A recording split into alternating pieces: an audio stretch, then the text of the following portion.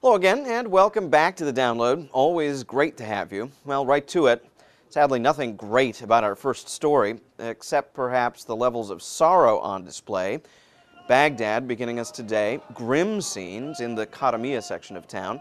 Wednesday, a day to bury the 63 Iraqis killed earlier in a suicide bombing. No claim of responsibility yet.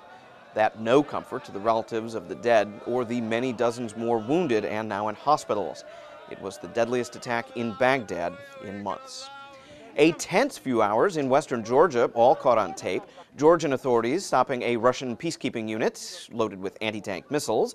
Unauthorized missiles, says Georgia, leading to the arrest and roughing up of the Russian soldiers who refused to give up their arms.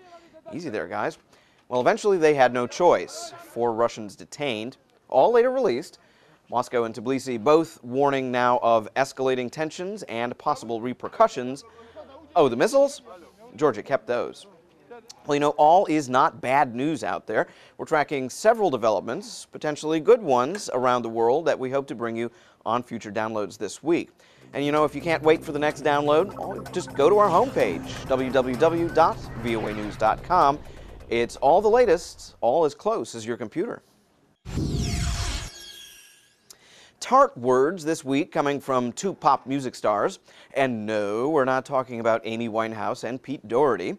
The issue's far more serious. The stars, too, frankly. Bob Geldof and Bono releasing a report, again pressing nations that have committed money to help Africa, that basically it's high time to pony up. Because what this big, long, exact, empirical, detailed, cold, and brutal analysis shows us is that halfway to this historic date of 2010, halfway, these wealthy countries with these leaders have delivered 14%. How tragic is that? What a failure. Ouch. Colleague Bono, perhaps more measured in tone. The message the same, though. Africa needs help, and commitments must be honored. Well, no segue possible, or needed, to remind you of something new here at VOA. It's a weekly webcast, and we're calling it Going Green. 4 minutes a week of all the latest news and ideas about how to make our planet a little bit greener, and healthier, too, hopefully. So stop by and check it out. And the only place you'll find it, voanews.com. Humorist Ron White is the sort of guy who just can't leave well enough alone. If life gives you lemons, make lemonade, he said, quoting the old saw, adding, then find someone whose life gave them vodka and have a party. And that, ladies and gentlemen, is my intro to this next piece.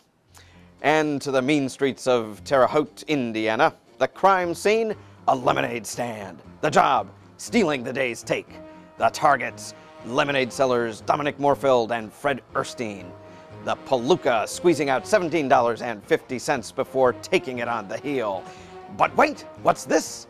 The little lady trailing right behind the chiseler. What moxie?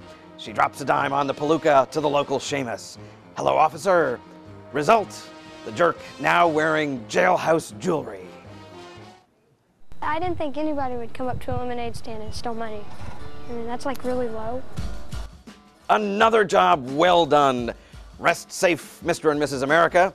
And for you, looks like you've got a room in the big house. Actually, a Seamus is a private eye. A badge is a policeman, just so you know. Well, that is your download for today. Sort of a crime scene in itself. We hope you come on back tomorrow, and we'll see you then.